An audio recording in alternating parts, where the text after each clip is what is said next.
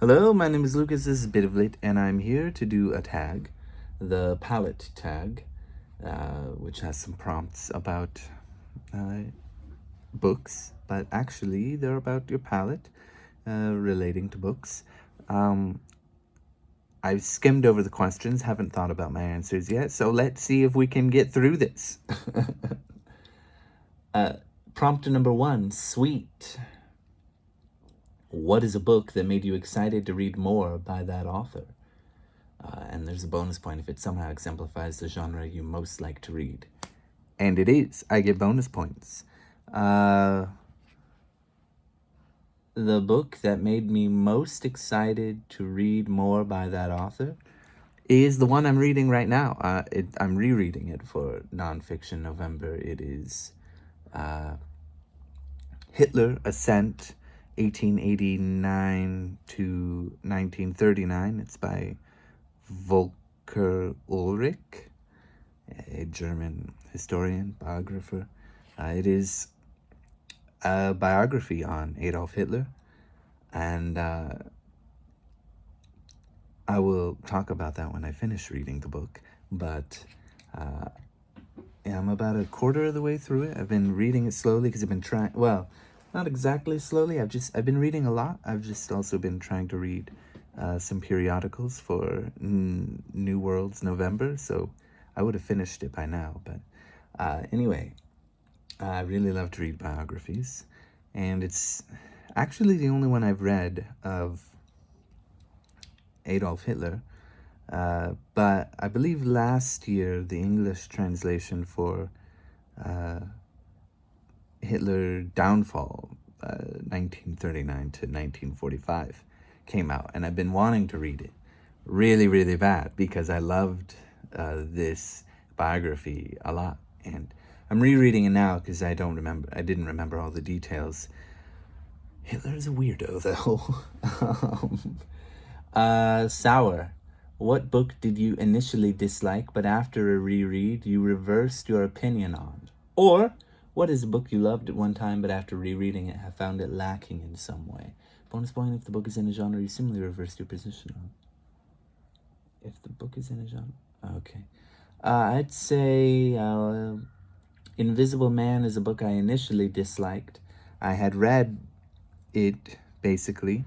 I actually read it twice this year, and I read it, and then I read it again right away. The first time I read it, I was like, I don't know what was up with me. I was in a bit of a cognitive fog, so to speak, I guess. I don't know what was going on, but I just felt like I don't understand what's going on. Like, I did not understand the book at all, in any way. So I thought, even though it's a long book, best thing for me to do is to read it again. And then I read it again, and I realized this book is amazing.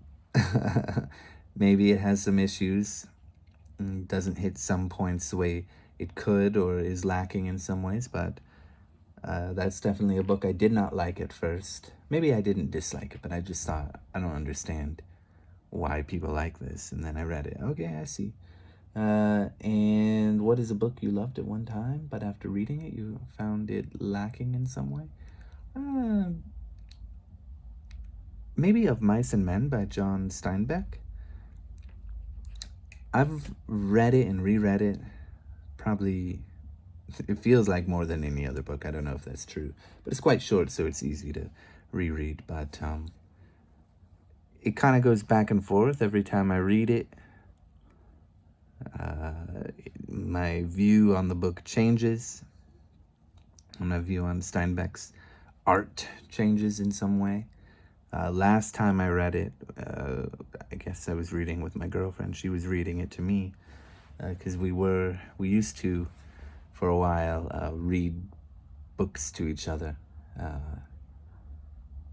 and then we kind of stopped when we moved to this apartment. But when I read it then, I thought, wow, this book is incredible. I mean, there's a lot of different little threads here and there. But there were also, the time before that, I thought, like, this book is kind of empty. I remembered there being so much more from the time I read it before that. So that one kind of goes, I guess, answers both of these back and forth, for me.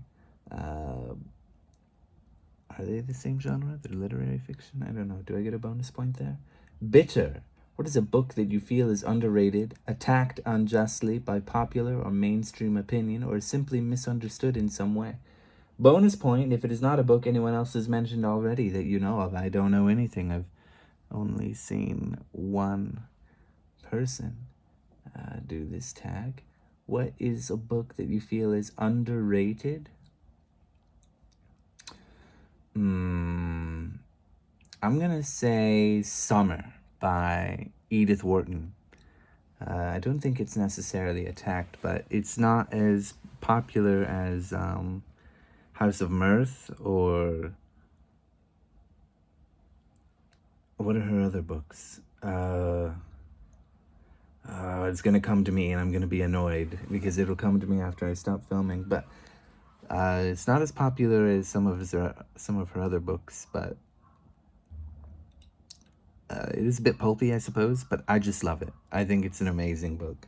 it really it is the second book I read of hers. The first one it was Ethan Frome, which, why are children reading that book in high school? I like that book, but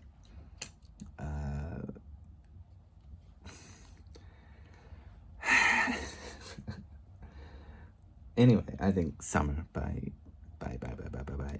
Edith Wharton would be my choice there. Salty. What is a book that changed how you thought about or related to other people, or that made you realize something about yourself you were not aware of previously? Bonus point if you choose multiple books from whatever milestones in your life that feel important to you. What is a book that changed how you thought about or related to other people, or that made you realize something about yourself you were not aware of previously?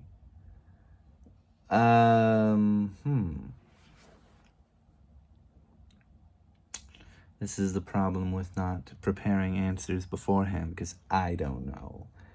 Do I have any books that changed me on my shelf somewhere?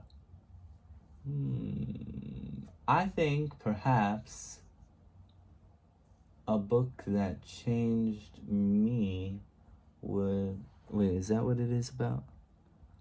Changed me. How I thought about or related to other people. I think maybe a book... You know what? Great Expectations by Charles Dickens, definitely. In many ways, I saw myself in young Pip.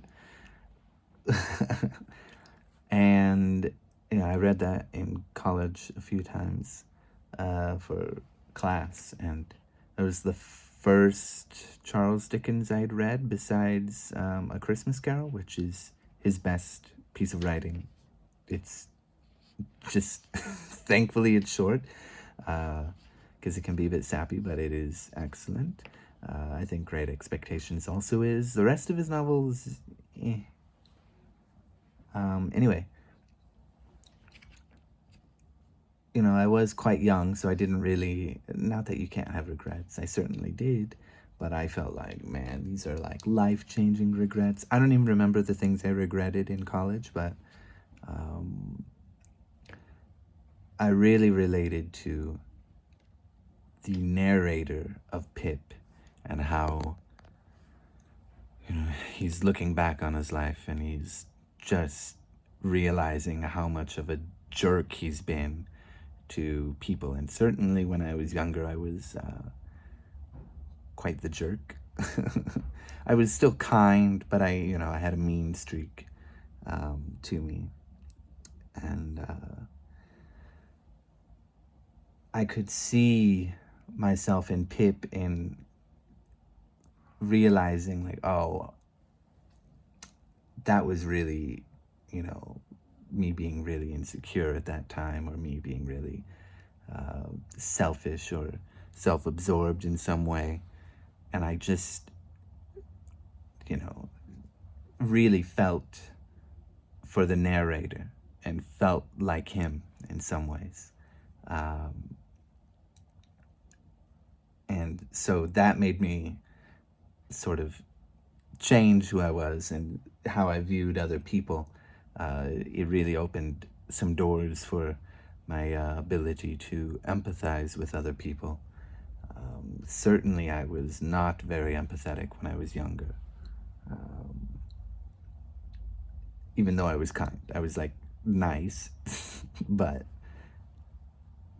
kind of a mean person at times. Anyway, I would say that one definitely is the one for that. Optional prompts for the connoisseur. As we all know, I am a connoisseur of many things. Treat the following prompts as if they were different foods. Palates vary depending on what you're consuming. I choose as many as you like. I'll just choose one because we've gone on long enough. Sophisticated palate. Choose a book from your favorite subgenre, or that has your favorite trope or motif, or just go off regarding a bookish nerdy thing you like or enjoy. You know what? I'm gonna have to say my favorite subgenre of stories would be like retellings of biblical stories, or reimagining biblical stories. And I believe I just read an excellent example in Lazarus by I forgot who wrote the story. Something Leonid Andreev, retelling the story of Lazarus who came back to life after 3 days.